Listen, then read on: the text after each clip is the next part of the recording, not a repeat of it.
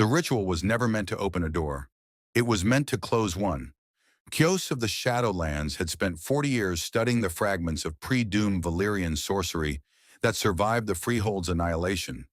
Scraps of dragon lore, blood magic theory, half-translated glyphs carved into obsidian tablets that the Citadel had dismissed as decorative. He had not dismissed them. He had decoded them, slowly, painstakingly, in a tower above Pentos, while magisters laughed at his declining reputation and Illyrio Mopatis funded his work purely because funding peculiar scholars was the kind of investment that occasionally paid catastrophic dividends. The ritual was designed to reach across the veil between the living world and whatever lay beyond the wall's deepest magic. To summon not a man, not a creature, but a force. Something capable of standing against the dead when the long night returned in earnest. What Kios opened instead was something else entirely. The rift lasted 11 seconds. Those who survived the tower's subsequent collapse described a sound like the world's largest bell struck once. A light that was neither fire nor sun, but somehow both. And then a man, if man was the right word, falling through the air 40 feet above the courtyard and landing in the center of the Lannister war camp outside King's Landing, without leaving so much as a boot print in the mud. He stood in the rain and looked at them. 12,000 Lannister soldiers looked back. The man was tall, broad-shouldered, draped in a crimson and gold garment that bore no house sigil any herald could name. His hair was the color of Lannister gold, a detail that would later fuel 3 separate conspiracy theories in the small council chamber. His jaw was the kind that sculptors gave to statues of the warrior, and his eyes, in the gray morning light, held something that the veterans among the Lannister host recognized immediately and instinctively, the way a dog recognizes a predator by smell before sight. Those eyes held the absolute, unblinking certainty of a man who had never once in his life encountered a situation he could not resolve through violence. He looked at the swords being drawn around him and smiled. It was the smile that would haunt the survivors. Not cruel, exactly. Not the smile of a man preparing to kill. It was the smile of a man pleased that this was happening. Pleased that 12,000 armed soldiers were the welcoming party, because it confirmed something he already believed about himself. His name, though none in Westeros knew it yet, was Jon. Most called him Homelander.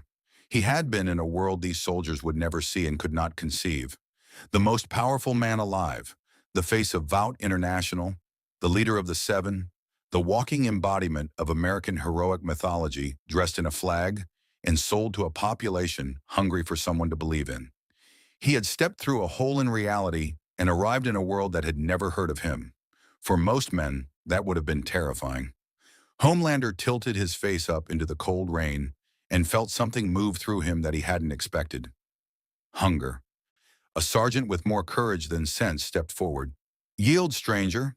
By order of Lord Tywin Lannister, Warden of the West and Hand of the King, you are..." Homelander looked at him. Just looked. The sergeant stopped speaking.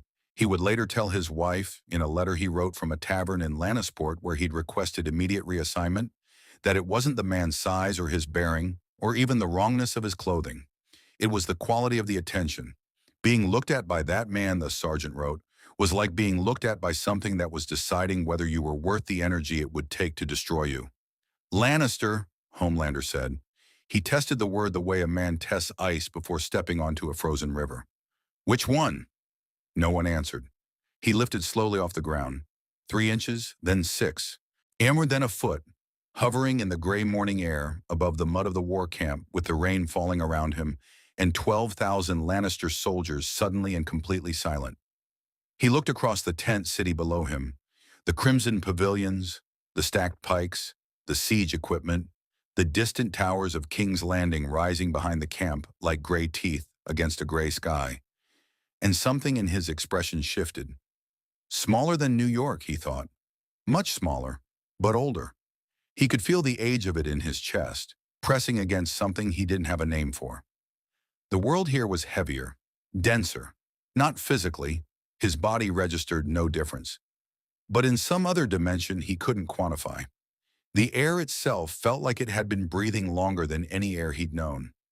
Like the ground remembered things men had forgotten. He descended back to the mud and straightened his cape. "Take me to Tywin Lannister," he said pleasantly. "I'd like to understand where I am, and I'd like him to understand what I am." He paused. "In that order. If you want to see more characters enter different universes, hit that subscribe button and drop the name of a character and the universe you'd want to see them in down in the comments below. All men must die, but legends endure." The soldiers parted. They didn't receive an order to part. No sergeant commanded it, no captain gestured. 12,000 men simply and collectively decided, in the way that living things decide to move away from fire, that standing between this golden stranger and whatever he wanted was not a thing they were prepared to do this morning. The path to Tywin Lannister's pavilion opened like a wound, when Homelander walked through it with his hands clasped behind his back, examining the camp with the focused curiosity of a man conducting a performance review. He cataloged the technology: primitive, pre-industrial, swords and horses and nothing that would trouble him. The architecture visible beyond the camp walls, the body language of the soldiers watching him pass. He noted the fear and found it satisfying in the automatic way he always found fear satisfying, but underneath the satisfaction was something more interesting. These people didn't know him. In his world, fear of Homelander came preloaded, installed by Vaught's marketing department, maintained by decades of carefully managed mythology, guaranteed by the knowledge of what he'd done to the last person who'd publicly challenged him. Here the fear was raw, unmanufactured. These soldiers were afraid because something in their animal hindbrain was correctly identifying him as a predator, not because a corporation had told them to be. He found he preferred it. The hand of the king's pavilion. He looked at Kevin across the table. "Send him in," Tywin said. "Alone." Tywin Lannister had looked across tables at kings and found them wanting. He had negotiated with the Mad King when Aerys still had intervals of lucidity, watching a man dissolve into paranoia one audience at a time and calibrating his own responses accordingly. He had sat across from Robert Baratheon, large, loud, genuine, in the way only men who never needed to perform could afford to be, and understood within the first hour that Robert was a man built for rebellion and poorly suited for everything that came after. He had assessed Robb Stark through battlefield reports and concluded, correctly, that the young wolf was a military genius and a political child, and had arranged his destruction accordingly. He had looked at his own grandson on the Iron Throne and seen what, with the cold clarity he applied to all things, a vicious and unstable fool who would eventually need to be managed into an early grave. Tywin Lannister did not frighten easily. He had instead cultivated, over 60 years of political and military life, a comprehensive understanding of power. What it looked like, what it cost, what it was worth, and most critically, how to recognize its genuine form beneath the theater that almost always surrounded it. The man who entered his pavilion was not theater. Tywin registered this in the first 3 seconds. The golden stranger moved with the ease of someone who had never once, not in any room he had ever entered, been the least dangerous person present. Not arrogance. Arrogance was performance, and Tywin had seen enough of it to recognize the difference. This was something more fundamental. The man's body simply did not carry the subtle tensions that all bodies carried in the presence of potential threat. No micro flicker of assessment when he saw Tywin's guards. No instinctive inventory of the pavilion's exits. He walked in the way that only 2 kinds of men walked: the profoundly stupid and the genuinely untouchable. He was clearly not stupid. "Lord Tywin," the stranger said, and the way he said it, the slight pause before the title, as if he'd just decided to use it as a courtesy rather than a requirement, told Tywin a great deal. "Sit," Tywin said. The stranger looked at the camp chair across the map table. He sat slowly in the manner of a man who was choosing to comply rather than being directed to. He looked at the map. His eyes moved across it with what Tywin recognized as genuine intelligence. Not the studied performance of a man pretending to understand strategy, but the quick, acquisitive focus of someone who actually did. "War of succession," the stranger said. "Multiple claimants." He tilted his head slightly. "You're winning." "I am," Tywin said. "Who are you?" "Homelander." He said it the way men said their house name. Identity is declaration. "Where I come from," That name means something considerable. Where you come from, Tywin said, appears to be somewhere that no longer applies. He set his hands flat on the map table. My camp's master tells me you descended from the sky, that you landed in the mud from a height that would have killed a horse and stood up without injury, and that you rose into the air before my soldiers, and they, a brief pause that conveyed an entire opinion about his soldiers, declined to engage you. Smart soldiers. Frightened soldiers, Tywin corrected, which is temporarily useful and strategically limited. He studied the stranger across the map.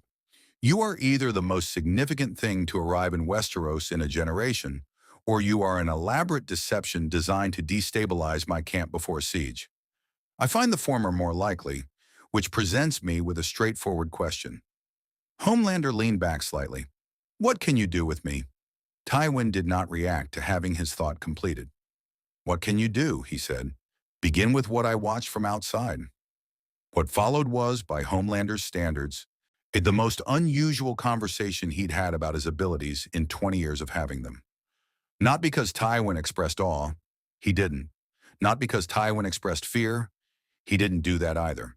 He asked questions with the methodical precision of a military engineer assessing siege equipment. And when Homelander answered, flight, strength beyond any measurement this world possessed, vision that could burn through stone at range, hearing that could isolate a whispered conversation at 500 yards. Tywin listened to each answer and moved immediately to the next question without the reaction Homelander had spent his entire adult life collecting. No widened eyes, no sharp intake of breath, no involuntary half-step backward. The old man simply nodded slightly each time and continued his assessment. Homelander found this simultaneously irritating and fascinating, the way a cat finds a human who doesn't flinch at it, simultaneously irritating and interesting. The city behind us, Tywin said when the inventory of abilities was complete. He placed one finger on King's Landing on the map. Within it, my grandson sits the Iron Throne. His mother, the Queen Regent, has significant influence over him. There are parties within the city who would undermine Lannister rule given any opportunity or disruption. The finger moved north. A pretender with a genuine claim and a fanatic's inflexibility holds Dragonstone. Another pretender is marching his army in circles around the Reach. He looked up. The northern claimant has already been addressed. The Red Wedding, Homelander said.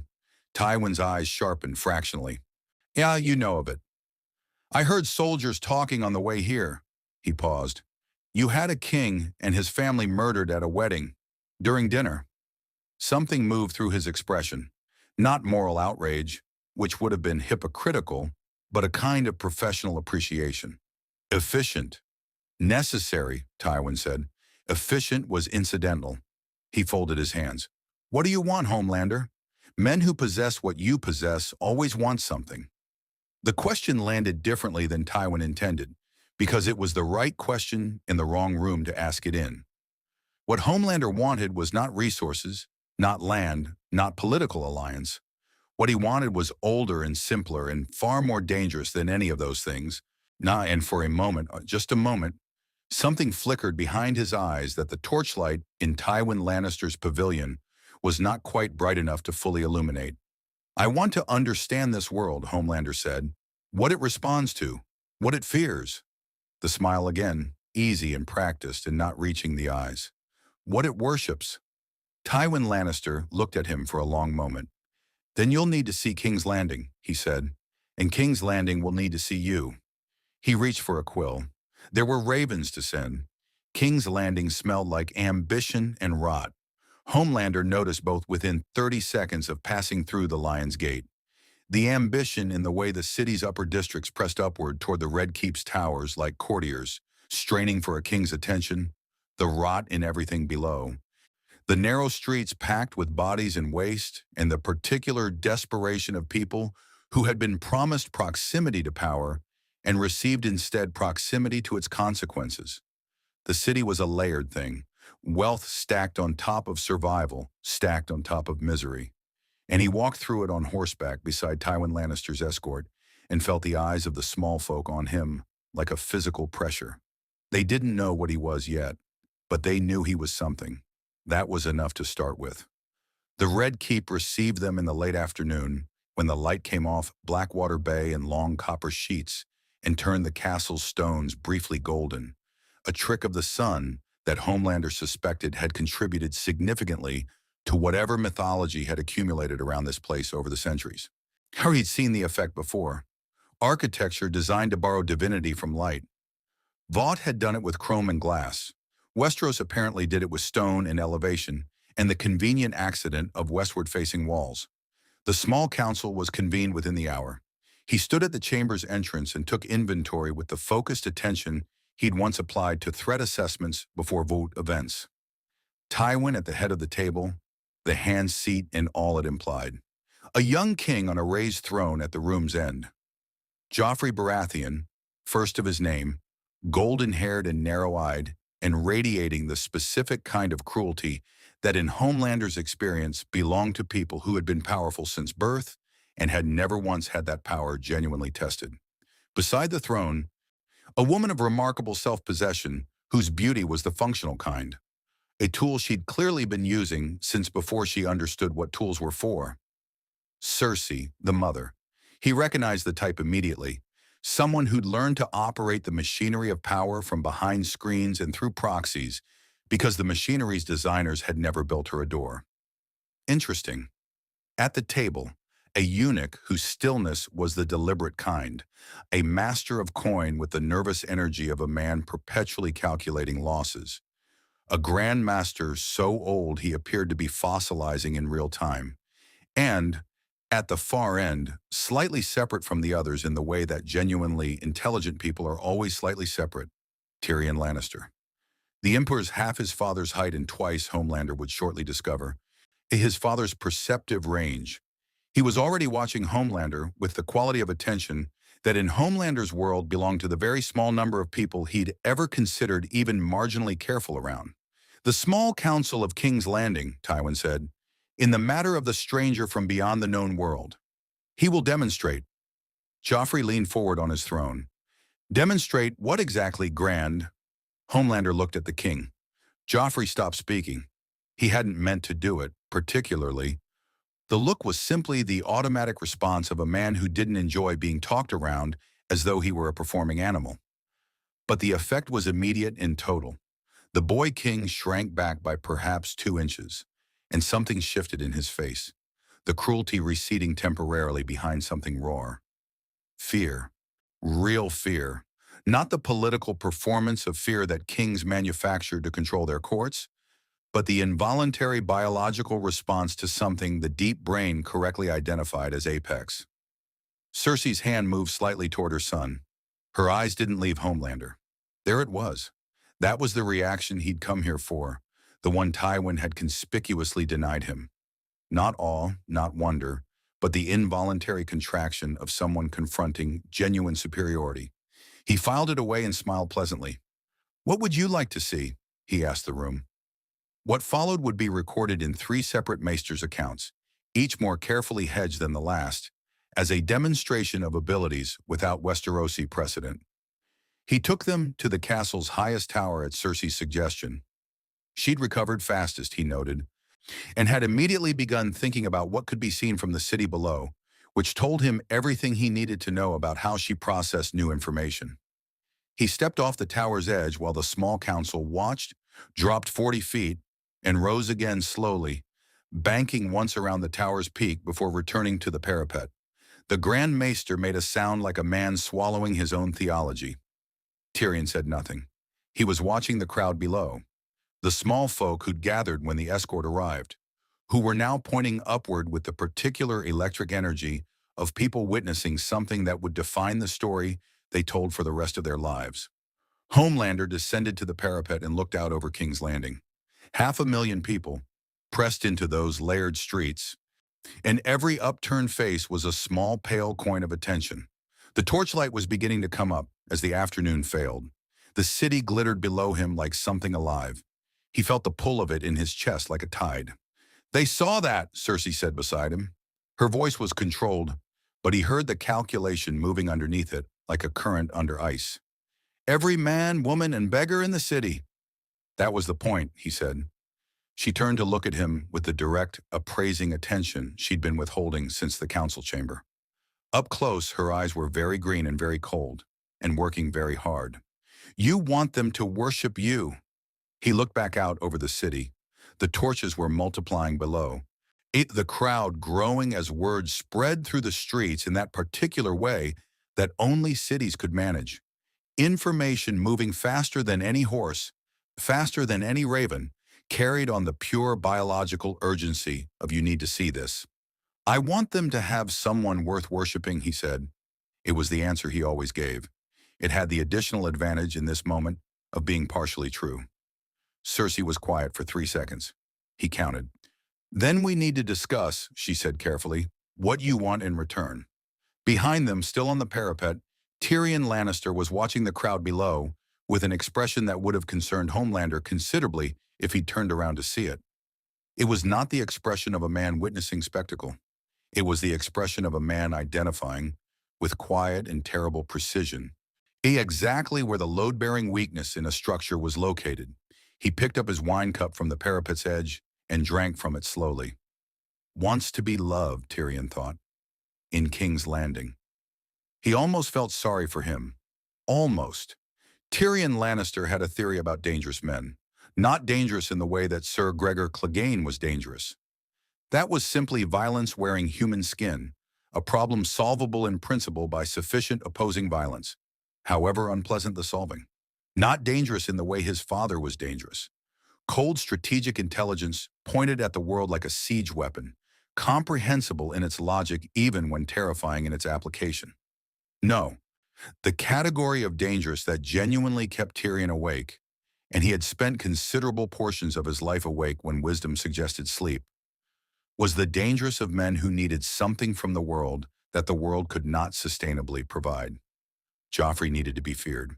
The supply was finite and the demand was infinite, which meant escalation was the only direction available, which meant Joffrey was always, structurally, moving towards something catastrophic.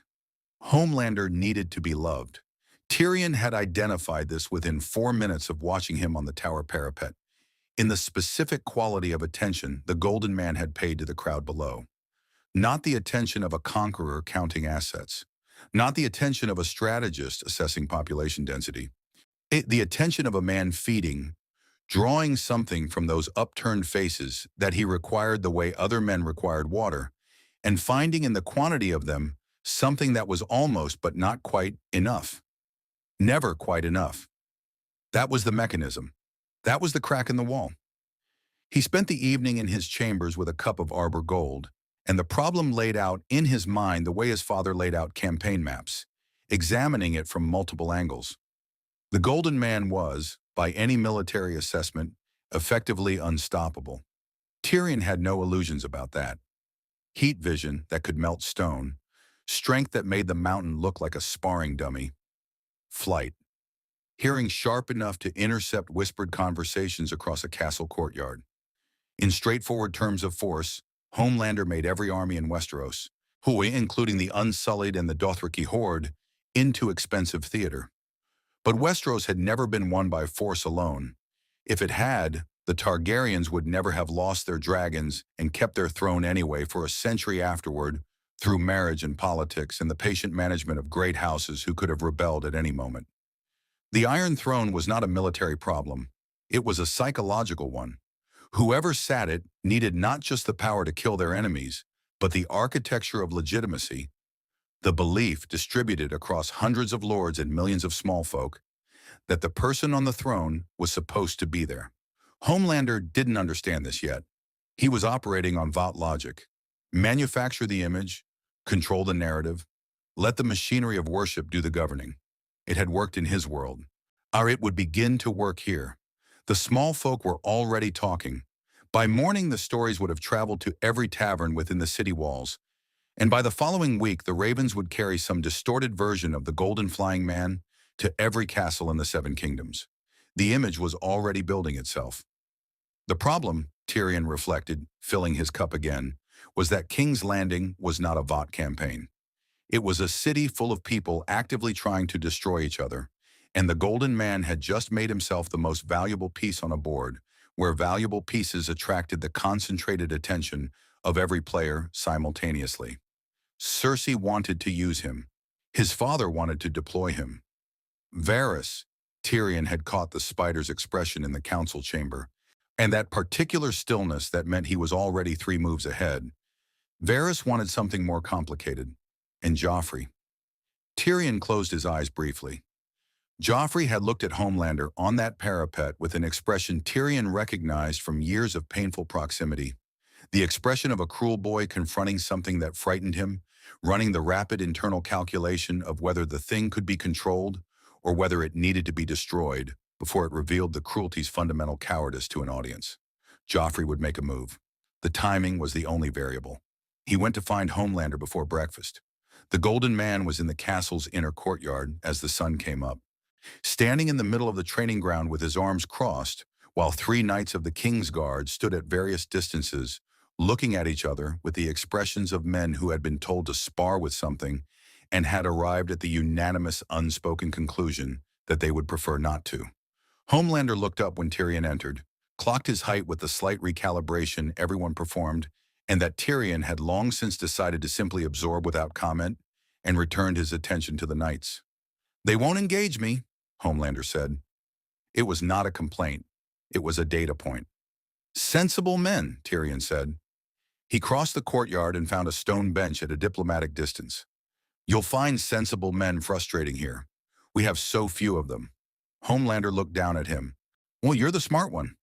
"In most rooms, yes. In this particular family, the bar presents certain complications." He gestured at the bench beside him. A suggestion, not a command. "Sit with me.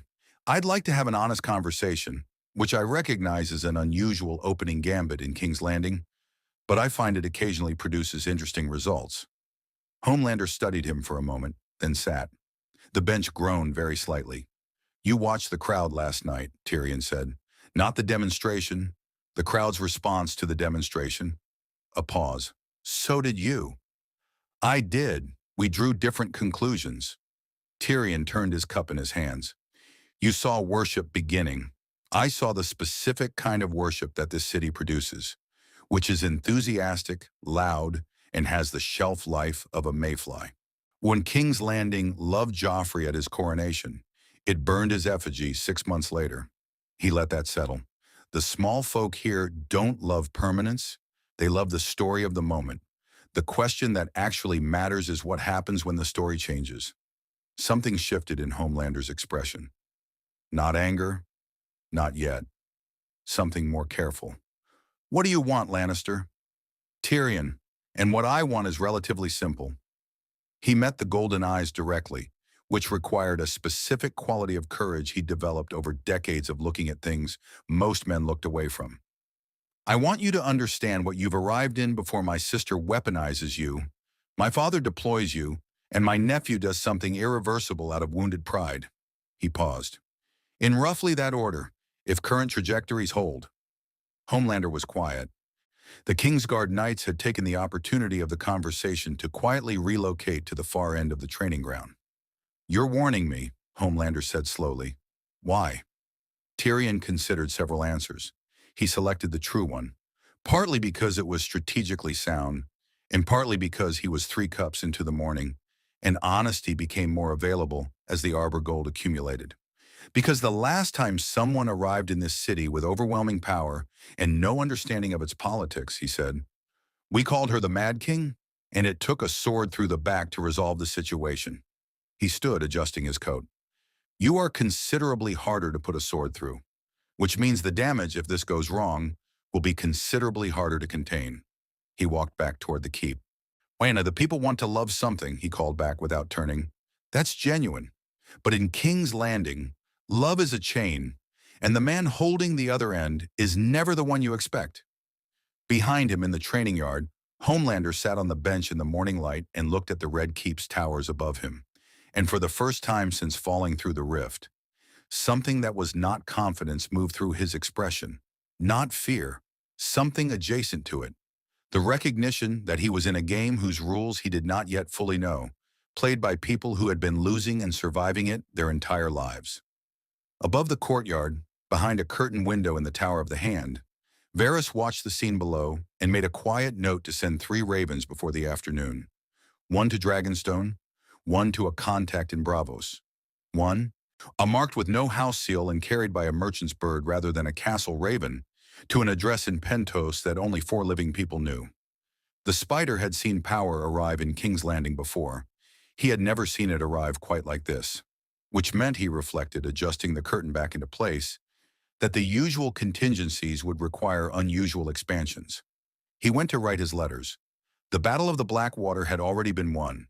In the history that Westeros was supposed to have, the history written in Maester's scrolls and bard's songs, in the bitter private memories of survivors, Stannis Baratheon's fleet had burned on the Blackwater Rush when Tyrion's wildfire ignited the river and turned 5,000 men into green flames screaming.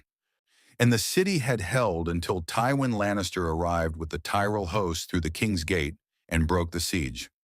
It was a victory built on chemistry and timing, and Tyrion's particular genius for using the tools available rather than the tools preferred. That history no longer applied. Stannis came anyway, rigid, righteous, absolutely certain of his claim in the way that only men who have replaced faith with legal argumentation can be certain of anything. With his fleet of 200 ships and his army of 20,000, and Melisandre standing at his shoulder like a red flame that had learned to wear a woman's face, he came because Orhaller's fires had shown him the throne, and because he had never in his life retreated from a thing he believed he was owed. And because the rumors reaching Dragonstone about a golden flying man in King's Landing had been assessed by his advisors as enemy propaganda and dismissed accordingly. His advisors were wrong. Homelander heard the fleet before he saw it, the collective sound of 200 ships under oar and sail, the shouts of Stannis' captains carrying across the water on the pre-dawn air, slipping through the city's noise and into his awareness with the clarity that his hearing afforded him at distances that would have seemed supernatural to anyone who hadn't spent 20 years treating the supernatural as baseline. He was on the city walls above the rush when the first ships rounded the bend in the river, their lanterns making a moving constellation on the black water. He looked at them for a moment, and then he looked at the chains stretched across the rush. Tyrion's preparation, the massive links of iron that would slow the fleet and compress it for the wildfire, and made a rapid series of calculations that had nothing to do with military strategy and everything to do with the question he'd been asking himself since the morning in the courtyard with Tyrion. What does this world respond to? He stepped off the wall. The sentries above him watched him fall toward the river and did not breathe for the 3 seconds before he leveled out 20 feet above the water and accelerated toward the incoming fleet with the casual velocity of a man walking across a room. And the lead ship's crew saw him coming, a single figure moving against the darkness faster than any bird. And the shouted warnings crossed the deck in a wave that reached the captain at roughly the same time Homelander landed on the prow. The ship lurched. Timbers cracked. He straightened and looked at the captain, who was a large man with a sailor's weathered face and the expression of someone whose understanding of reality had just undergone rapid involuntary revision. "Turn around," Homelander said pleasantly. The captain did not turn around. To his credit, and it was genuine credit, the kind Homelander mentally awarded to people who maintain function in the presence of the overwhelming, he drew his sword. It was a good sword, well-maintained, utterly irrelevant. Homelander took it from his hand with a speed that left the man holding empty air, considered it briefly, and dropped it into the rush. "Turn around," he said again. The captain turned around. What followed was not, by any standard Homelander recognized, a battle. It was a demonstration with nautical props. He moved from ship to ship in the pre-dawn darkness, each landing announced by the distinctive sound of stressed timber and shouted alarm, and at each ship he offered the same simple choice: turn around and return to Dragonstone, or discover what happened to ships whose captains declined. 3 captains declined. 2 of those ships were no longer seaworthy by the time he moved to the 4th. The 3rd captain changed his mind when Homelander picked up a ballista bolt that someone had optimistically discharged at his chest. He examined it with mild interest and handed it back. By the time the sun was fully up, Stannis Baratheon's fleet was in retreat. The city watched from the walls. All of it. Soldiers, small folk, lords, servants, the gold cloaks of the city watch, who had stationed themselves on every available parapet when the alarm went up and were now standing in absolute silence, watching a single figure move across the surface of the Blackwater rush like something from a religion. The light was good by then, the early sun catching his cape, the gold of his hair, the unhurried confidence of his movements as he rose from the river's surface and banked once across the retreating fleet before turning back toward the city. He landed on the city wall. The silence lasted 4 full seconds. Then King's Landing made a sound. It was not, precisely, cheering, or rather it was cheering the way a breaking wave is water, technically accurate but inadequate to the actual scale and force of the thing. It came up from 500,000 throats in a cascade that started at the walls and rolled inward through the city's layers, street by street, district by district, until the Red Keep's stones were vibrating with it, and servants were rushing to wake lords who were already awake, because no one in King's Landing was sleeping through that sound. Homelander stood on the wall and let it wash over him. He closed his eyes. This was what he'd crossed whatever impossible distance separated worlds to find. Not the primitive politics of the castle or Tywin's cold assessment or Tyrion's careful warnings, but this, the pure unmediated roar of a population directing its gratitude and its terror and its desperate need to believe in something upward at a single figure. He had heard crowds before. He had heard stadiums. He had heard the managed enthusiasm of bout events where the adulation was real, but also purchased, curated, maintained by a corporate apparatus that could turn it off if he stepped out of line. This was none of those things. This was a medieval city of 500,000 people who had just watched him turn back a fleet with his hands and were responding with everything they had. Raw, unfiltered, unmanaged. And for approximately 40 seconds on that wall, with the rush glittering below and the sound filling every available space in his chest, Homelander felt something he could not immediately name. It took him until the cheering began to modulate into individual voices, into words he could isolate with his hearing. The Golden Knight, the warrior god, the angel of the warrior. Before he identified the feeling. Enough. For 40 seconds, it had been enough. Then the 40 seconds ended, and it wasn't anymore. And the hunger came back, and he opened his eyes. On the wall 10 yards away, Cersei Lannister was watching him with green eyes that had not missed a single thing. "They'll need a name for you," she said. Her voice was perfectly controlled, which meant she was working very hard. "Something Westerosi, something the songs can carry. I have a name." "You have a name from a world no one here has heard of?" She stepped closer. The wind off the rush moved her golden hair. "Here, names are made, chosen. The Kingslayer, the Imp, one of the young wolf," she paused. "The warrior's son." He looked at her. "They're already calling you that in the streets," she said, "sent by the warrior himself to defend his city." Her smile was the careful kind, the kind that showed only what it intended to show. "I thought you should know before you decided whether to correct them." Homelander looked back out over the city, where the cheering was already becoming story, already becoming the thing that would travel on ravens and merchant roads to every corner of the continent. He did not correct them. Somewhere on the river, in the retreating wreckage of his fleet's confidence, Stannis Baratheon stood at his flagship's stern and stared back at the city walls. Melisandre stood beside him, and her eyes were not on the walls. They were unfocused, had turned inward toward whatever her fires showed her, and her expression was the one she wore when Ruller revealed something that complicated her existing theology. "What do you see?" Stannis said. She was quiet for a long moment. "Something that was not foretold," she said. "Something the Lord's flames did not predict." She paused. "Which means either my sight is failing, or it arrived from somewhere the Lord of Light does not illuminate." She finally looked at the walls. "Both possibilities concern me equally." Melisandre came to King's Landing alone. She came without Stannis's permission, which was the kind of thing she could do because Stannis's permission, in matters of Ruller's will, was theologically irrelevant. The Lord of Light did not require the endorsement of his instruments. She came without announcement, traveling by merchant vessel under a plain wool cloak that concealed the red entirely, arriving at the city's docks with a single bag, and the unhurried confidence of a woman who had been navigating hostile environments for longer than most cities had existed. She was, by any external measurement, unremarkable. The dock workers who brushed past her saw a pale woman of middling years with red hair tucked under a hood. None of them looked twice. She had been doing this for centuries.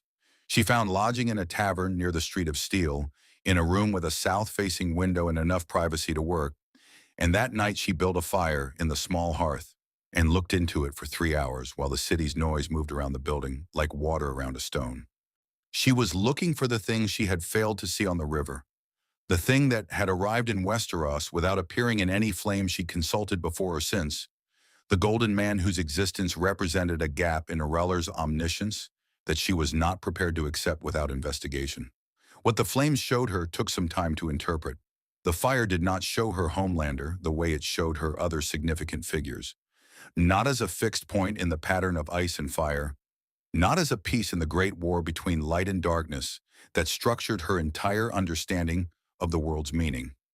It showed him instead as something external to the pattern, a variable introduced from outside the equation, a piece that had not been carved for this board, but had arrived on it anyway, and was now, simply by existing here, distorting the shapes of everything around it. She stared at this for a long time. Then the flames showed her something else, what he wanted.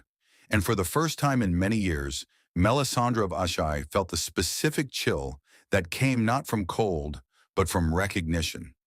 The recognition of a hunger she understood intimately, because Reller's service was itself a form of it.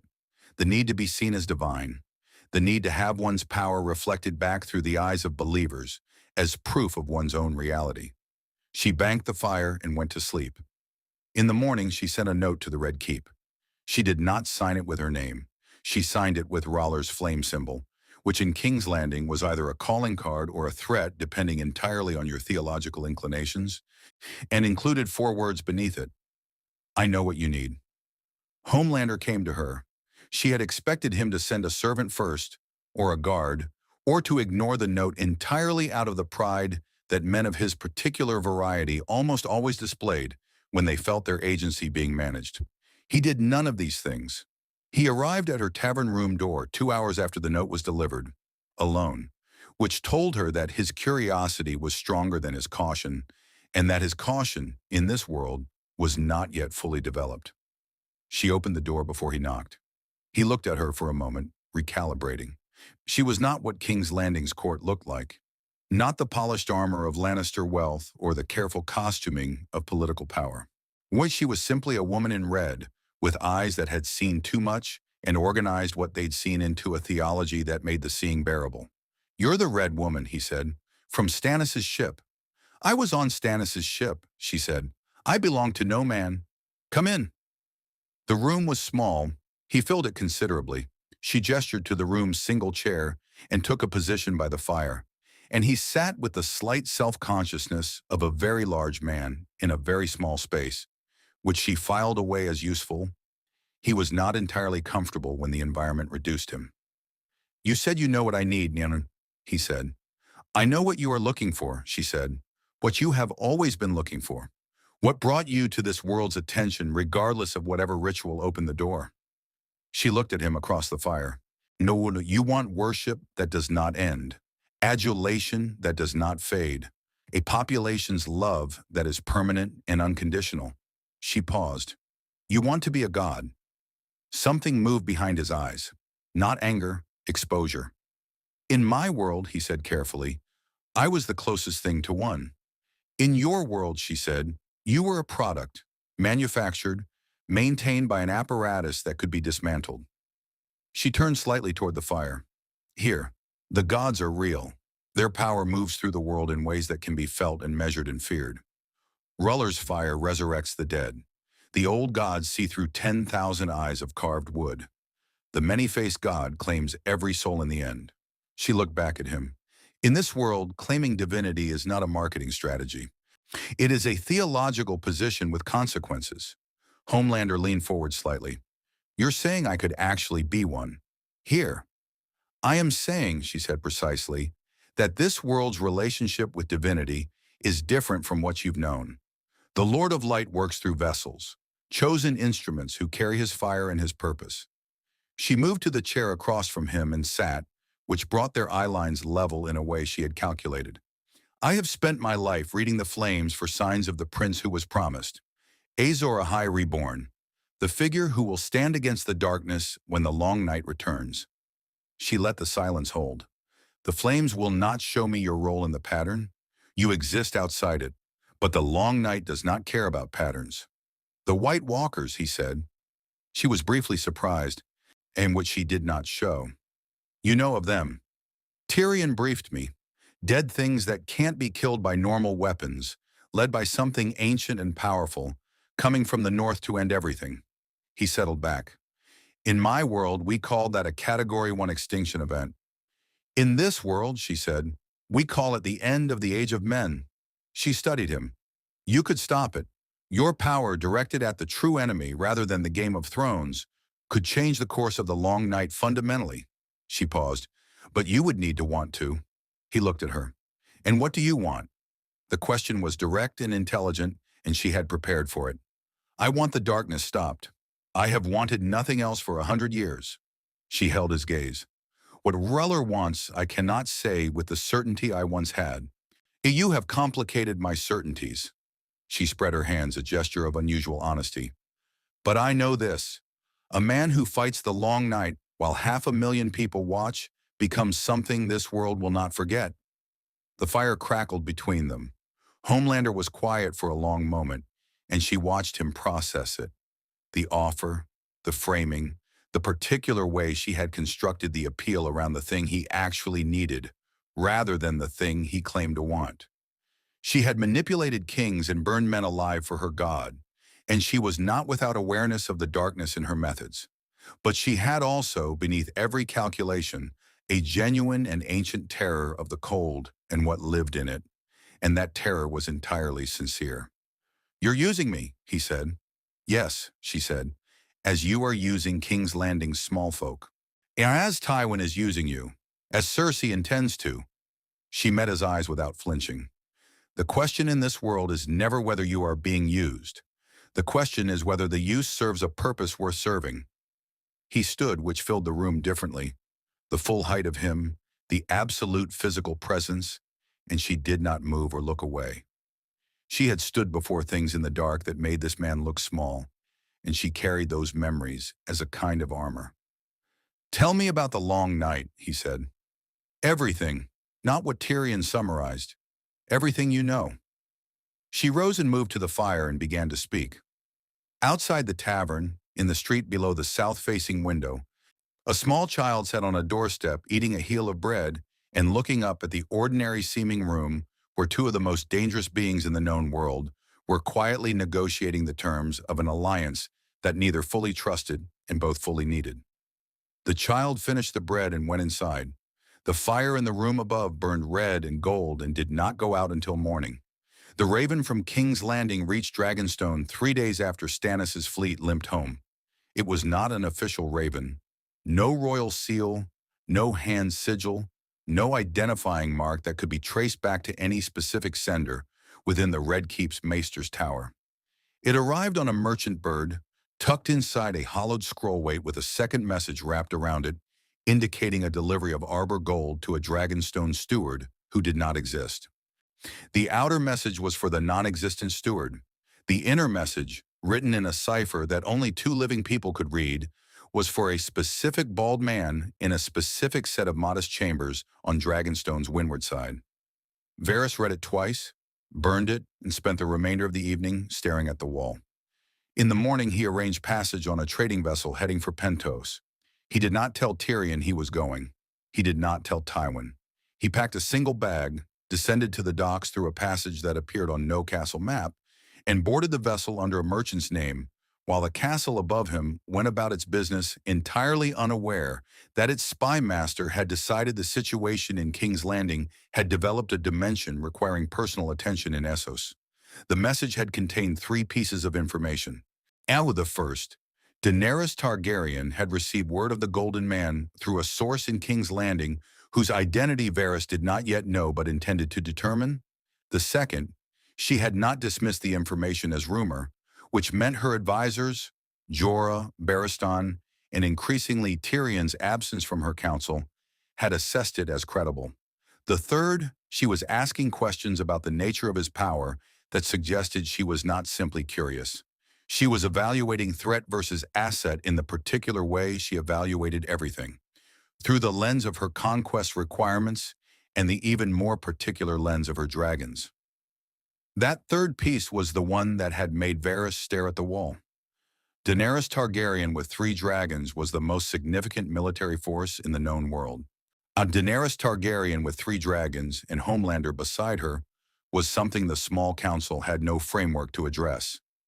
But Daenerys Targaryen deciding that Homelander was a threat to her singular claim, deciding that there could not be 2 unchallengeable powers in the same world, was a problem of an entirely different and potentially civilization-ending variety.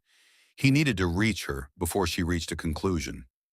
The news arrived in Meereen on the back of 3 separate accounts from 3 separate sources, which was how Daenerys had trained her information network to operate.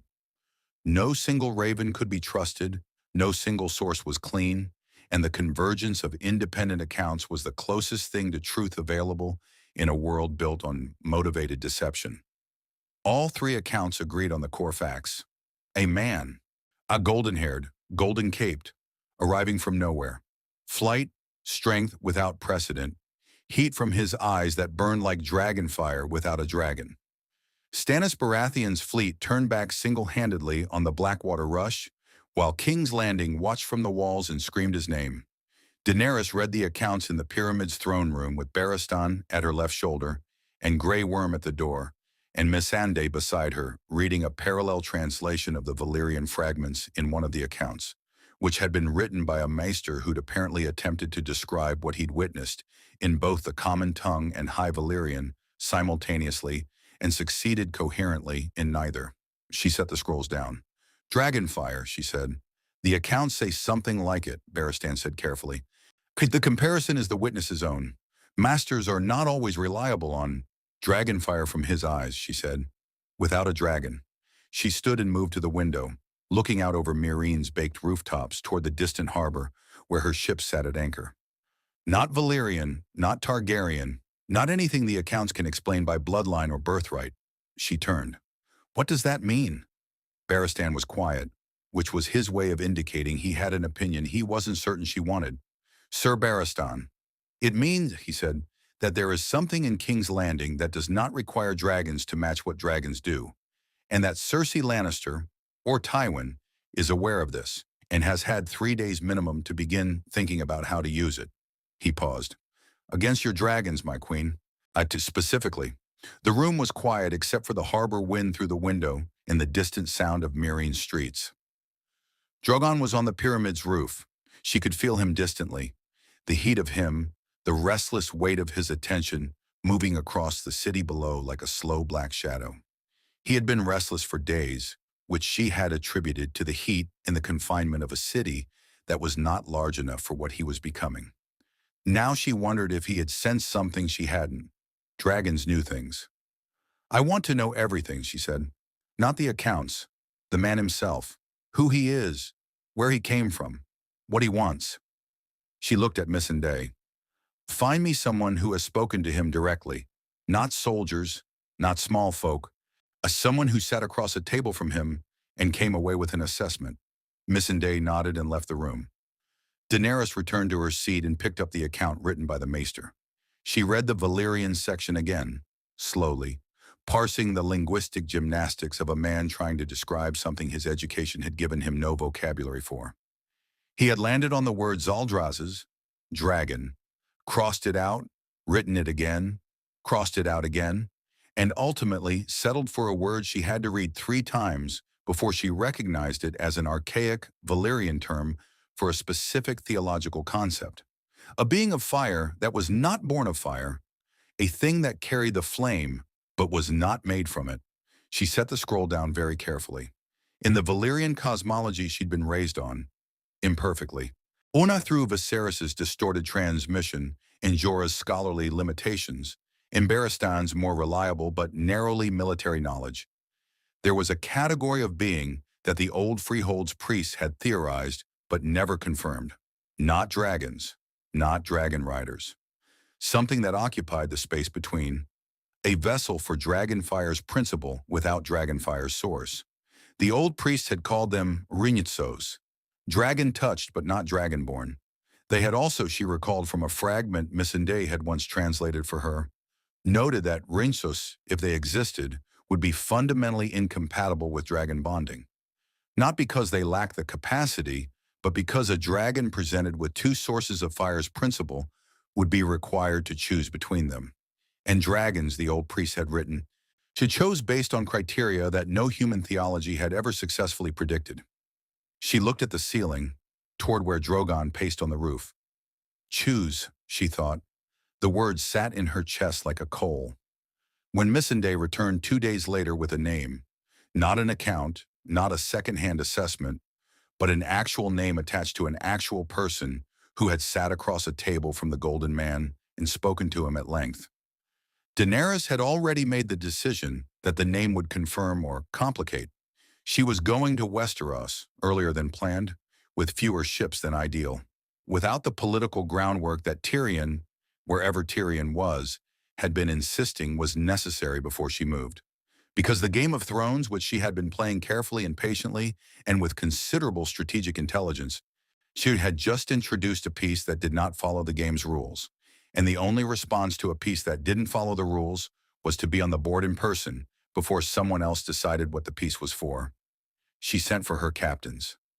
On the roof above her, Drogon spread his wings and screamed once at the Myronese sky, a sound that rolled across the city's rooftops and out over the harbor and reached the ears of every sailor within a mile who was paying attention to omens, which in that part of Essos was most of them. They began checking their rigging. The Red Wedding happened on a Tuesday. Homelander knew this because Cersei told him, in the particular way she delivered information she expected to be useful. Not as confession, not as briefing, but as a test, and gauged to see what the information produced in the recipient's expression. She told him over wine in her chambers 3 nights after Stannis' fleet retreated, while the city below was still loud with the celebration of its survival, while the small folk were still building the mythology of the warrior's son in tavern conversations and street corner retellings that grew more elaborate with each iteration. She told him that Robb Stark, the king in the north, his mother, his pregnant wife, and most of his bannermen had been murdered at a wedding feast at the Twins. That Lord Walder Frey had opened his hall under the sacred protection of guest right and then closed it around the Stark host like a fist. That Tywin had orchestrated the logistics and the Freys had provided the location and the Boltons had provided the betrayal from within. And that the North was now headless and the last serious military threat to Lannister rule in the Seven Kingdoms had been removed in a single evening of carefully managed treachery. She watched his face while she told him. What she was looking for, he understood, was either moral outrage, which would mark him as naive, exploitable, another Ned Stark waiting to be managed into an honorable grave, or approval, which would mark him as a peer, someone who understood the game's true grammar.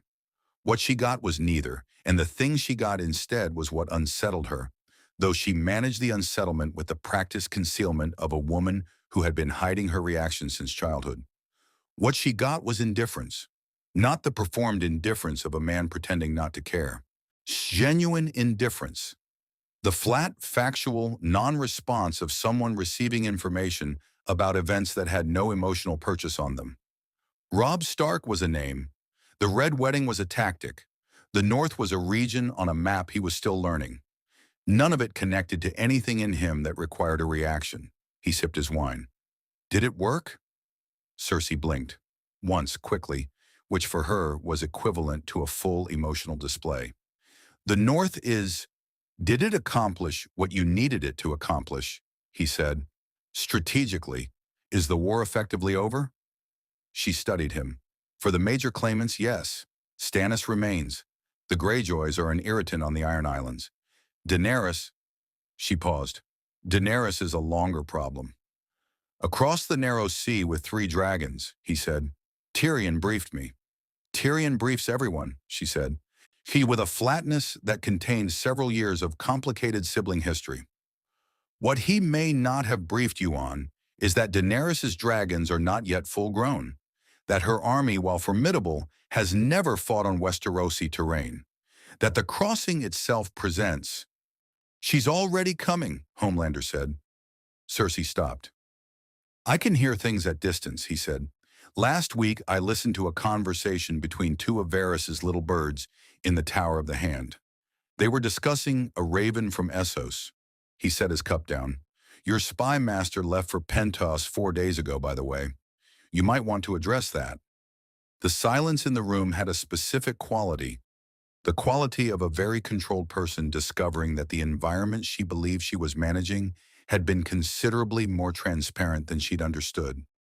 "You've been listening," she said. Her voice was perfectly level. "I hear everything within half a mile," he said. "All the time. I've been hearing everything in this castle since I arrived." He looked at her. "Your son is planning something.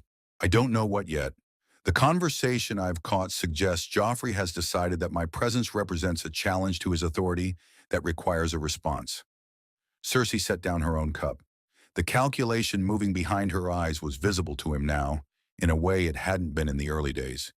He'd spent enough time in proximity to her to read the micro-expressions she couldn't entirely suppress, the slight tension at the jaw that meant she was doing rapid threat assessment. "What kind of response?" she said. "The kind that a cruel boy with a crossbow plans when something makes him feel small," Homelander said. "I'm not concerned about it. I'm telling you because you asked me to tell you things that threatened Lannister's stability." He paused. "And because I want to see how you handle it." She looked at him for a long moment. "You're testing me." "Westeros tests everyone," he said. "You told me that in the first week." What Cersei did with the information confirmed something Tyrion had told him early on, that she was, beneath the political calculation and the maternal ferocity and the paranoid cruelty, what genuinely intelligent in ways the court systematically underestimated, because it was more comfortable to dismiss her as a beautiful schemer than to acknowledge that she was a Tywin Lannister who had been handed a woman's options and had made the most of them regardless. She didn't overreact. She didn't send guards to Joffrey's chambers or summon Qyburn or do any of the things that would have tipped her hand.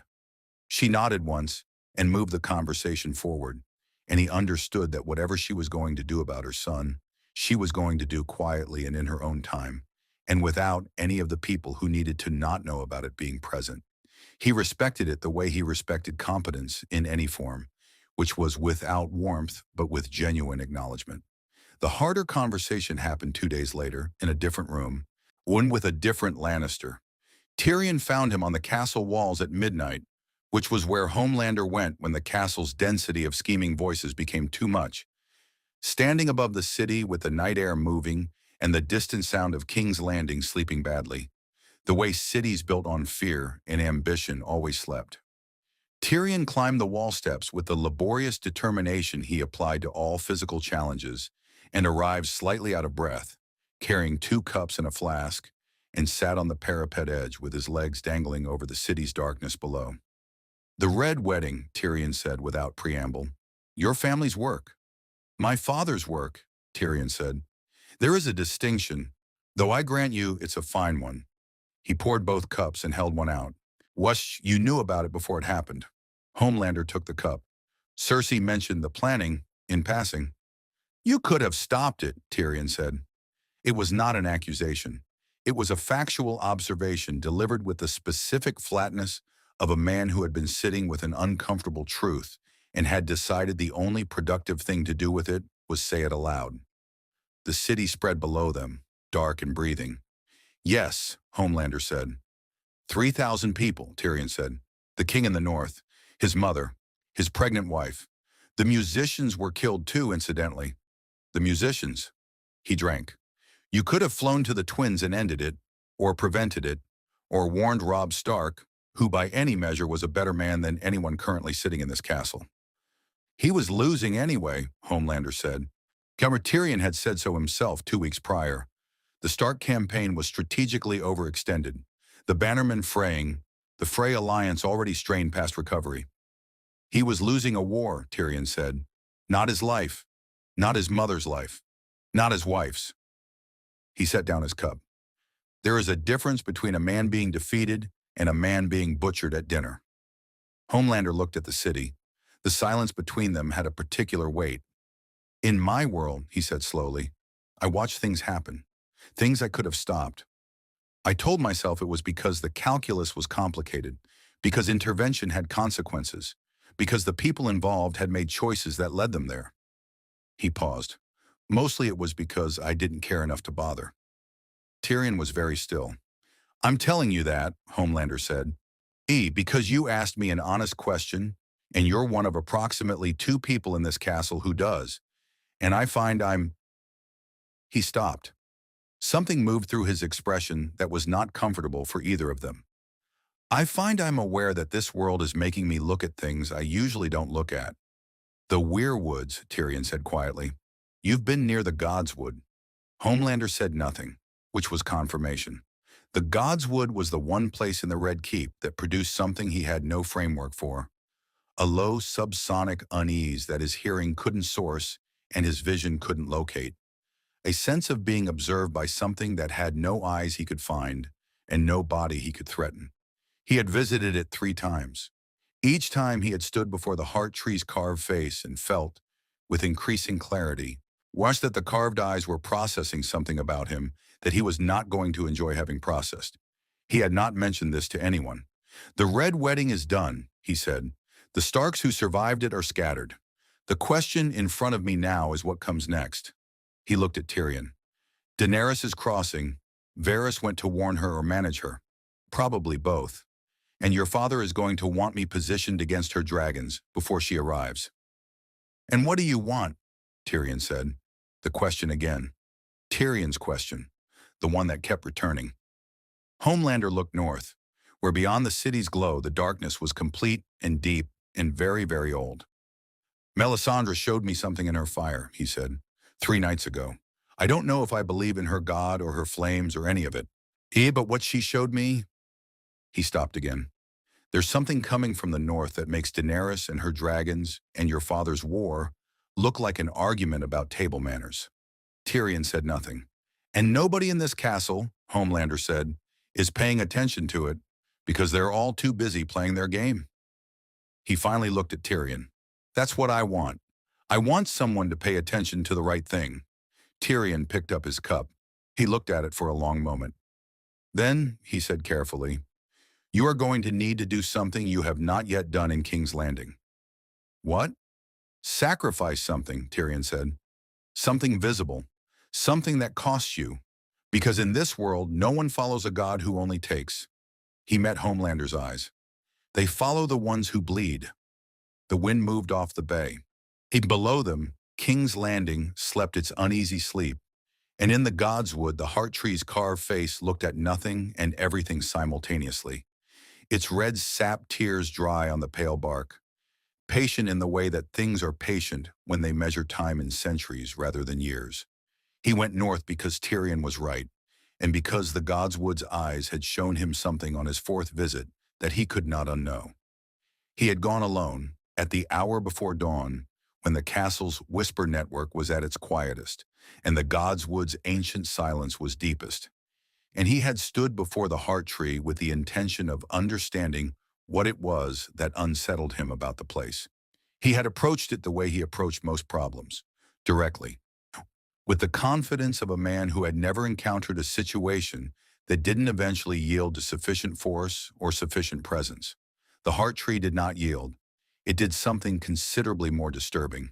It showed him, not in the way Melisandre's fire showed things, not visions exactly, not images with narrative logic. It was more like a door opening in his peripheral vision onto a room he hadn't known existed. And in the room, cold, not temperature, the concept, the absolute, ancient, patient cold of something that had been waiting since before the wall was built, before the first men carved their histories into the weirwood bark, before the children of the forest made their terrible weapon and lost control of it. In the cold of a purpose that did not require urgency because it operated on a timescale that made urgency irrelevant. He stood in the Godswood for 40 minutes. When he left, he went to find Tyrion. The journey north took 4 days, which it would not have taken if he had simply flown. But he did not fly because he needed the time and the motion, the physical passage through the landscape, to process the thing the heart tree had shown him. He rode with a small Night's Watch escort that Lord Commander Mormont had sent south for a resupply. 7 black brothers on tired horses, who clearly had no idea what to make of their traveling companion, and had collectively decided that the safest approach was professional silence. He did not mind. He rode among them and watched Westeros move past in thought. The land changed as they went north. He had understood this intellectually from maps and descriptions, but the actual experience of it was different. The way the sky lowered and the light flattened, and the green gave way by degrees to gray and brown, and the specific bleak beauty of terrain that had stopped trying to be hospitable. The villages thinned. The people they passed had the faces of people who understood that the world was not arranged for their comfort and had made their peace with this understanding generations ago. They looked at him with the northern version of suspicion, which was quieter than the southern version and considerably more permanent. At Winterfell, empty now, its stark banners replaced by the flayed man of House Bolton in a detail that made his jaw tighten for reasons he spent 2 hours examining. He stopped for a single night. The new occupants were Bolton soldiers, sullen and watchful, and the castle had the atmosphere of a place that remembered being something else and resented what it had become. He walked the Godswood alone at dusk and felt the same presence he'd felt in King's Landing. Stronger here, older, and beneath it something that might have been grief in a thing vast enough that grief took centuries to move through it. He left before dawn. The wall announced itself before he could see it. A wrongness in the air, a pressure against his hearing that was not sound exactly, but the absence of certain sounds, as though the wall's magic was a frequency that canceled specific wavelengths of the world's noise. When it came into view rising above the tree line in the blue morning like a geological impossibility, when he stopped his horse and looked at it for a long time. 700 feet of ancient ice. He could see the faint shimmer of what Melisandre had called the wards. Old magic woven into the wall's construction by the children of the forest, designed to keep the dead from crossing. From this distance, with his vision adjusted to its full range, the wards were visible as a faint structural distortion in the ice's crystalline composition, like a pattern woven through the wall's substance at the molecular level in a way that no purely physical process could account for. Homelander had spent his entire adult life being the most remarkable thing in any environment he entered. The wall was more remarkable than him, and it was just ice. Castle Black received him with the Night's Watch's particular variety of hospitality, which was the hospitality of men who had been cold and undermanned and ignored by the South for so long that the concept of a guest had been reduced to its most functional definition: someone who was not yet an enemy. Lord Commander Mormont was a large man gone gray, with a raven that rode his shoulder and watched Homelander with the focused animal attention that he had noticed Westeros's creatures directed at him more reliably than its people. "You flew here," Mormont said. It was not a question. Word traveled fast even in the north, apparently. "Part of the way," Homelander said. "I rode the last section." "Why?" "I wanted to see it," he said. And then, because it was true and because the directness of the Night's Watch seemed to demand directness in return. "I wanted it to take time." Mormont looked at him for a long moment with the assessment of a man who had spent decades evaluating people under conditions that stripped them of their performances. "The men have questions about you," he said. "I have one question. Can you fight what's beyond the wall?" "I don't know," Homelander said. "I've never fought the dead." "Honest answer," Mormont said, and something in his expression shifted toward provisional respect. "Come inside." What Jon Snow made of him was more complicated. The Lord Commander's steward was young, younger than Homelander had expected from Tyrion's descriptions, with the gray stark eyes and the quality of stillness that in Homelander's experience belonged either to very dangerous people or very frightened ones, and was in Jon's case clearly both simultaneously. He looked at Homelander the way he apparently looked at most things, directly without performance, with a measuring honesty that had no interest in social lubrication. "You could have warned Robb," Jon said on the second night, over a fire in Castle Black's great hall, with the wind off the wall moving through the castle's stones like a living thing. Yes, Homelander said. You didn't. No. Jon looked at the fire. Why are you here now?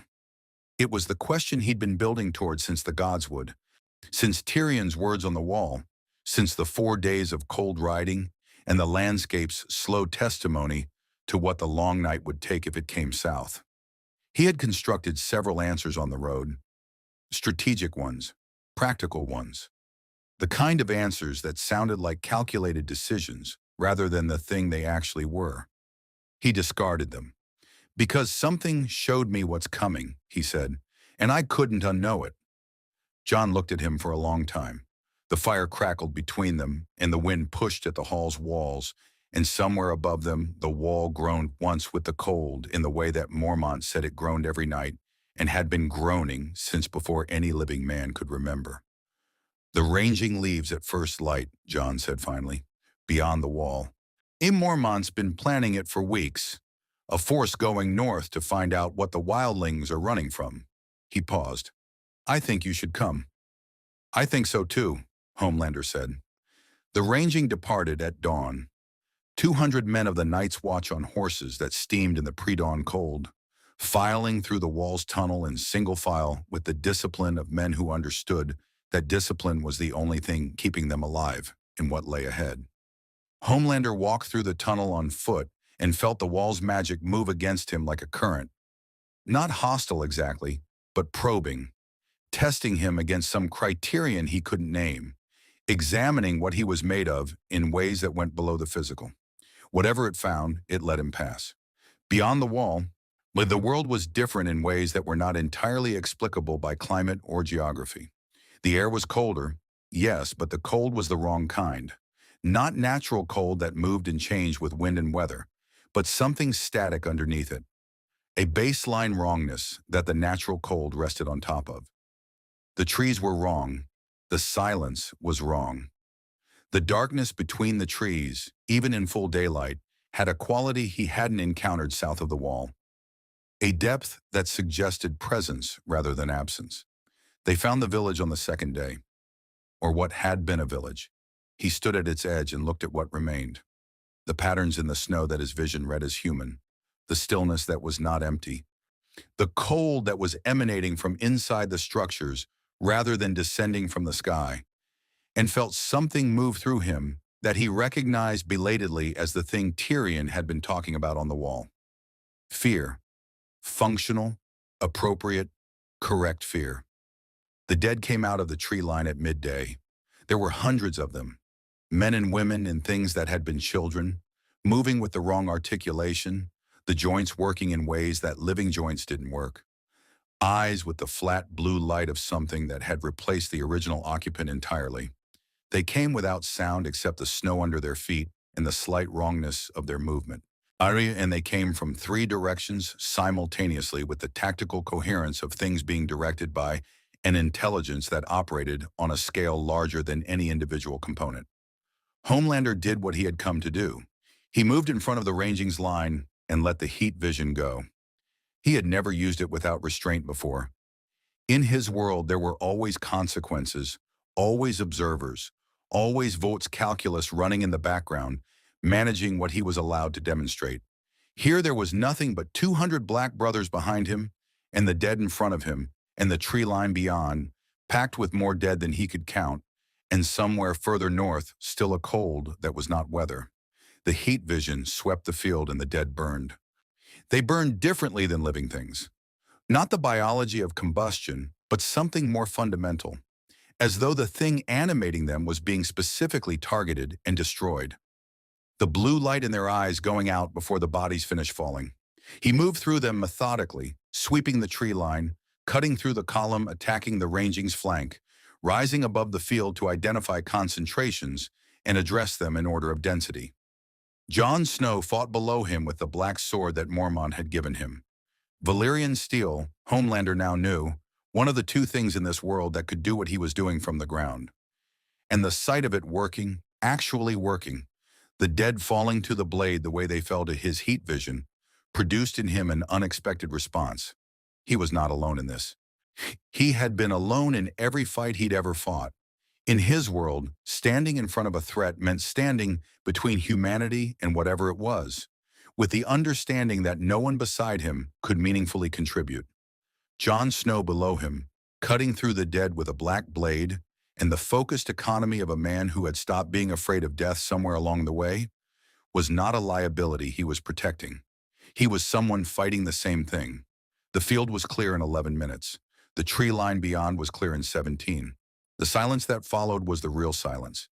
Not the wrong silence of before, but the silence of a field where the thing animating the dead had been removed, and what remained was simply winter and snow, and the breathing of 200 men who had survived something. Homelander descended to the snow and stood in the center of the cleared field. From the north, far north, beyond the tree line, beyond whatever geography separated this encounter from its source, he heard something with his extended hearing that he had not heard before and would not forget. Not sound exactly.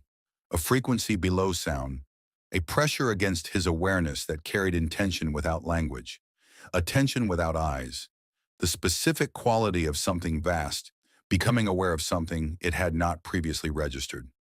The Night King knew he was here. He stood in the snow and looked north, and the pressure looked back. And for the first time since falling through the rift, Homelander understood with complete clarity what he was dealing with. Not a politician, not a military problem. Not a king to be outmaneuvered or a population to be won. Something ancient, impatient, and genuinely indifferent to everything he was. His power, his appearance, his need to be seen and worshipped and acknowledged. The Night King did not care about Homelander. The Night King cared only about the end of the Age of Men, and Homelander was either an obstacle to that end or he wasn't. And the assessment was purely functional, as cold and impersonal as the baseline wrongness in the air. He was an obstacle. He had chosen to be. Jon Snow arrived beside him, breathing hard, his black blade dark with whatever passed for the dead's blood. He looked north, too, following Homelander's gaze into the tree line, not seeing what Homelander was hearing but understanding, in the way that people who had grown up under the long night's shadow understood things, that something had shifted. "He knows we're here," Jon said. "He knows I'm here," Homelander said. "Specifically." Jon was quiet for a moment. "Does that change things?" Homelander considered the question. The cold moved across the field, through the remnants of what he'd burned, carrying the smell of winter and old ice, and the very faint trace of something that had no natural analog. The scent, if it could be called that, of death being used as architecture. "It means he'll send more," he said, "and better. Then we need to be ready. Then we need to go south," Homelander said, "and make everyone who's playing their game understand what's coming north." He looked at Jon. "All of them. Cersei, Daenerys, your father's memory and your brother's ghost, and every lord sitting in every castle telling themselves this is someone else's problem." Jon looked at him. "They won't listen." "No," Homelander agreed. "They won't." He looked back north one final time, meeting the pressure of that ancient awareness with his own, and felt something clarify in him that had been murky since the gods would, since Tyrion's wall, since the Red Wedding's indifferent weight. He was going to make them listen, not because they deserved saving, not because the Game of Thrones had produced anyone worth the effort of saving them, not because Melisandre's god or the old gods or any theology had granted him a purpose he was obligated to serve, because 40 seconds on the Blackwater wall had not been enough, because the heart tree had shown him the cold and he couldn't unknow it, because Jon Snow had fought beside him in the snow without asking what he was or where he came from or what he needed in return, and that had been, quietly and unexpectedly, something. The ranging turned south. Behind them, in the tree line, the north was silent in the wrong way. They came back through the wall's tunnel at dusk on the fourth day, riding horses that had decided somewhere around the second day that fear was a luxury they could no longer afford, and had settled into the grim, functional stoicism that Homelander had come to recognize as the Norse characteristic emotional register. The 200 men of the Ranging filed through Castle Black's gates in silence. Mar and the brothers who received them asked no questions because the faces of the returning men answered every question that mattered. Mormont listened to the report in his solar, With the door closed and the raven on his shoulder and the particular stillness of a man receiving information he had been expecting and dreading in equal measure. Jon spoke most of it. The village, the numbers, the tactical coherence of the attack, the 17 minutes it had taken Homelander to clear the field. When Jon reached the end, Mormont was quiet for a long time. "He heard the Night King," Mormont said. Not a question. "The Night King heard him," Jon said. Mormont looked at Homelander. "What does that mean, in practical terms?" "It means the ranging accomplished what you needed it to accomplish," Homelander said. "You have confirmation of numbers, in behavior, in coordination. You have evidence that dragon glass works at scale against reanimated dead." He paused. "And you have confirmation that whatever is directing the army of the dead is aware that there is something south of the wall it hasn't encountered before and is currently reassessing its approach." "Which buys us time," Mormont said. "Which buys us the specific amount of time it takes something ancient and patient to recalibrate," Homelander said. "I wouldn't call it generous." Mormont stood and moved to his window, looking out over Castle Black's yard, where the ranging survivors were seeing to their horses with the focused attention of men who needed something mechanical to do with their hands. Outside the Solar's walls, the wind off the wall was constant, carrying the smell of deep ice in the dark beyond it. "I need ravens sent," Mormont said. "Every castle, every lord, the king." He paused on the word with the slight hesitation of a man who had strong private opinions about the current king. "Every master and every holdfast from here to Dorne." He turned.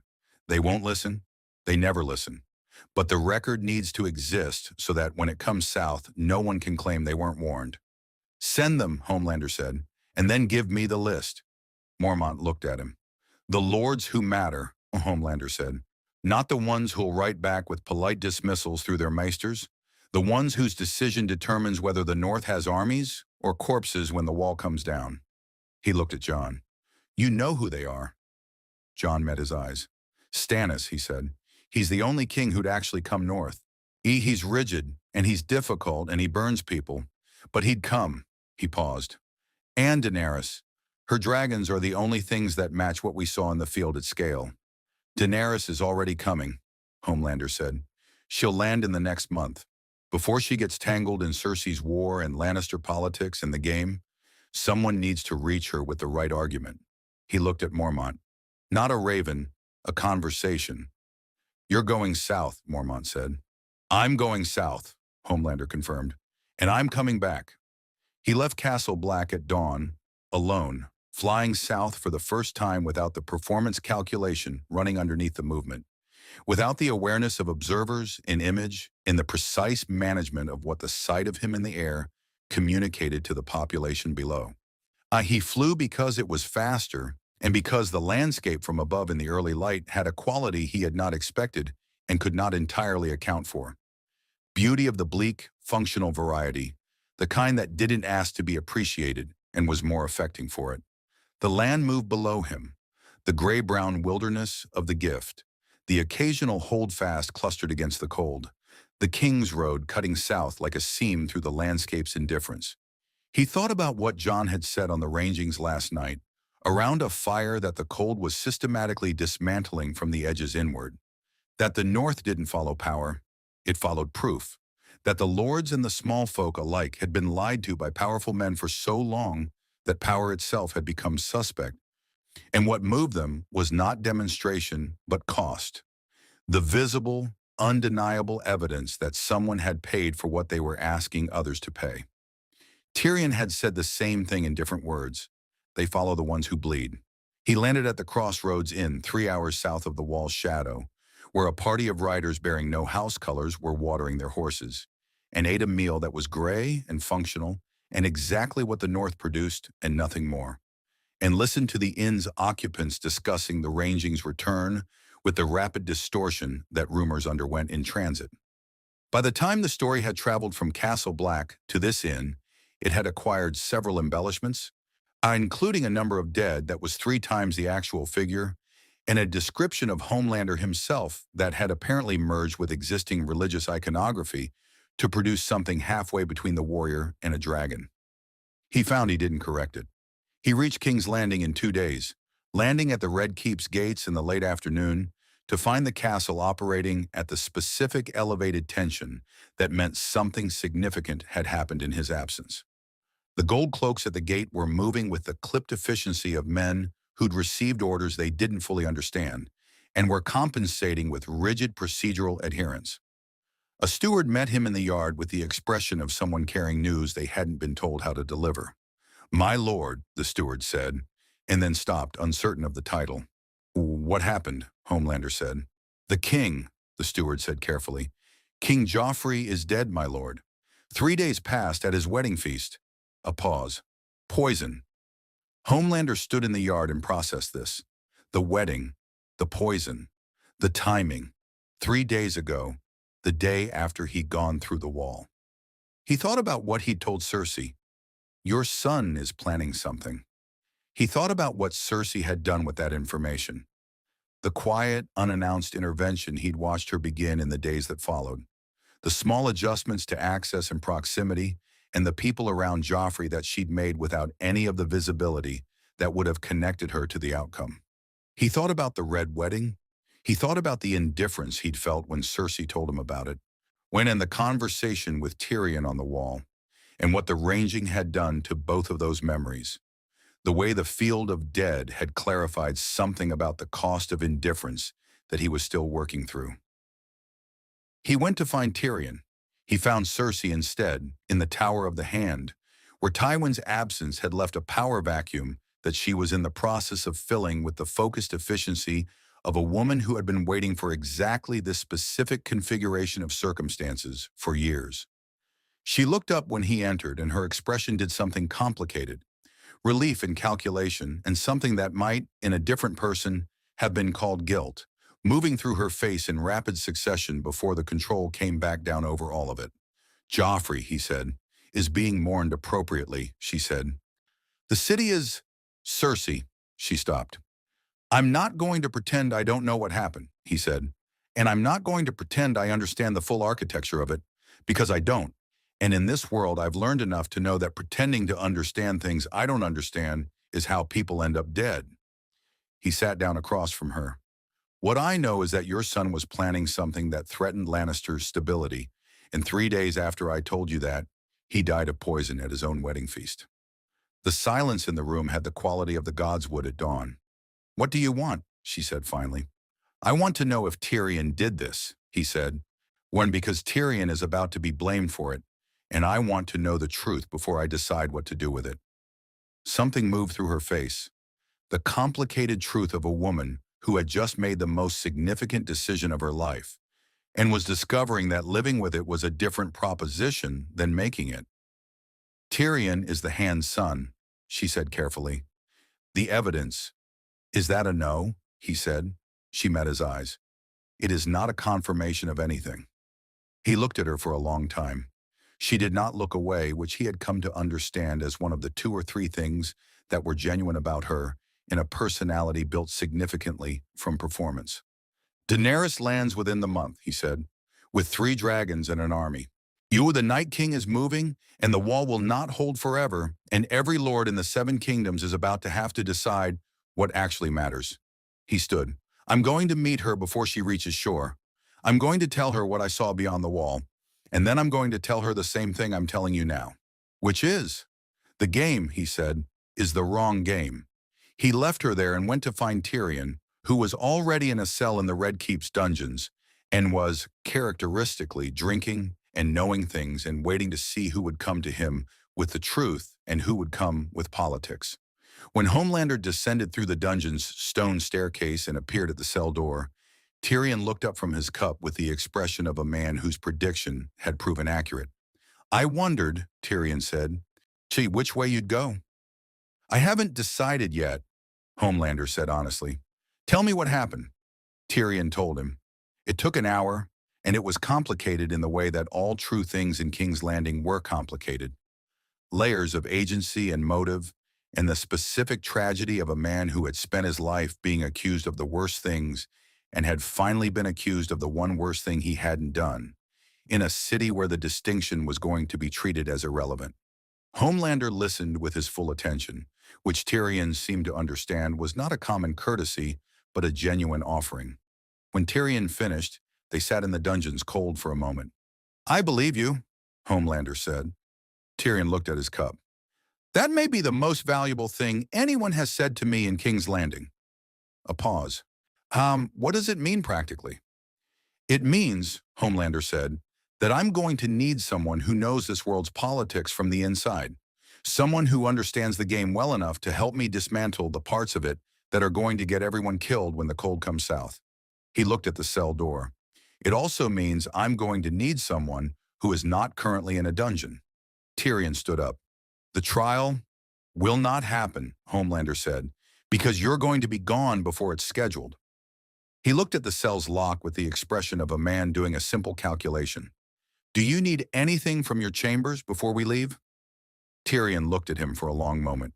The torchlight in the dungeon moved across both their faces, and then somewhere above them, the Red Keep went about the elaborate business of processing its king's death and reconfiguring itself around the new power arrangement, the way it had done after every king's death before this one, and would do after every king's death to come. "My drinking cup," Tyrion said finally. "It was a gift." Homelander removed the cell door from its hinges with one hand and set it against the dungeon wall. "Get it," he said. "We have a dragon queen to intercept." They left King's Landing before the moon rose, moving through the servants' passages that Tyrion knew with the expertise of a man who had spent decades using the castle's invisible infrastructure as both road and refuge. At the postern gate, in the narrow dark between the castle's outer wall and the cliff above the rush, Homelander looked back at the Red Keep's towers lit against the night sky and felt the weight of the week since the rift. The politics, the performance, the God's Wood's cold testimony, the field of dead in the snow, Jon Snow fighting beside him with a black blade. Tyrion's voice on the wall. "They follow the ones who bleed." He had not bled yet, not in any way that Westeros counted. He understood, looking at the castle, that this was going to change. Somewhere to the north, the wall groaned in the dark with its ancient cold, measuring time in a different unit than any king or queen or golden man from another world could afford to ignore. Somewhere to the south and east, on the narrow sea, 3 dragons were crossing toward a shore that did not yet know they were coming. And somewhere in the space between those two facts, toward the Game of Thrones continued its grinding, indifferent machinery, producing kings and corpses with equal efficiency, consuming the honorable and the ruthless alike, demanding always more, offering always less. Homelander turned from the castle and walked into the dark. The city's name would follow him. He had heard it in the taverns and the streets, and the whispered conversations of small folk who had watched him on the Blackwater wall and built their theology around the 40 seconds he'd stood there with his eyes closed and let the sound of them fill the space that was never quite full. The warrior's son, the golden god, the angel of the rush. None of them were right. None of them were entirely wrong. He was something Westeros had not had a name for before he arrived. And the name it was building for him in the absence of the correct one was, he had come to understand, not entirely his to control. That was new. That was, he thought, possibly the most important thing this world had taught him. Tyrion fell into step beside him, cup in hand, moving with the philosophical equanimity of a man who had escaped death enough times that escape had become a genre rather than an event. "You know," Tyrion said, "most people who break someone out of a dungeon have a plan beyond intercept the Dragon Queen." "I have a plan," Homelander said. "Does it involve more than 2 steps?" "It involves," Homelander said, "convincing every power in Westeros to stop killing each other long enough to fight something that will kill all of them." He paused. "I want him, and then flying to meet a woman with 3 dragons and telling her the truth about what's north of the wall before anyone else gets to her, with a version that serves their interests instead." Tyrion considered this. "That's actually a reasonable plan." "I know. It won't work the way you're imagining it. I know that too. And yet, Homelander agreed. They reached the river's edge and he rose into the air, extending one hand, and Tyrion took it with the expression of a man accepting an unusual mode of transportation with the pragmatic grace that characterized his approach to most situations. They rose above King's Landing.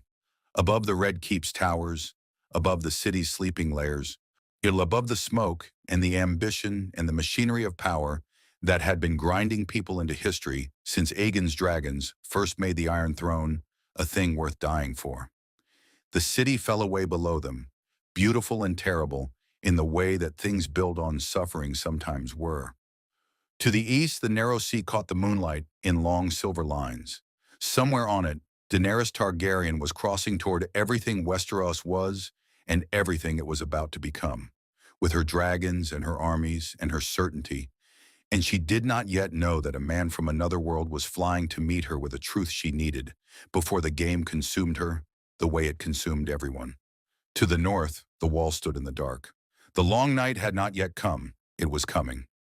And for the first time since falling through the rift into a world of ice and fire and the grinding machinery of human ambition, Homelander was moving toward the right problem instead of the most visible one. Whether Westeros deserved what he was bringing, it was a question he had stopped asking. The answer he had decided somewhere between the Godswood and the Field of Dead and the dungeon and the postern gate was probably no. He was bringing it anyway. The story of the Golden Man who fell from the sky into the War of the Five Kings would be told in many versions across the Seven Kingdoms. In Maester's careful footnotes and Bard's exaggerated songs, and the whispered accounts of small folk who had watched him stand on the Blackwater wall and felt for 40 seconds that the world contained something worth believing in. None of the versions agreed on what he was, where he had come from, or what he ultimately wanted. They agreed only on what he had done: turn back a fleet with his hands, walk through the wall's tunnel, and come back from what lay beyond it, taken a prisoner from the Red Keep's dungeons, and flown east into a night that was running out of time. In the north, the heart tree's carved eyes looked at nothing and everything, patient in the way that things are patient when they have been watching since before the first men came. In Castle Black, Jon Snow stood on the wall summit in the dark and looked north at a silence that was wrong in the way it was always wrong now, different in no visible measure from the silence of the night before, and in every measure that mattered changed entirely. The cold was coming. The Golden Man was flying to meet the fire. Between those two facts, Westeros held its breath.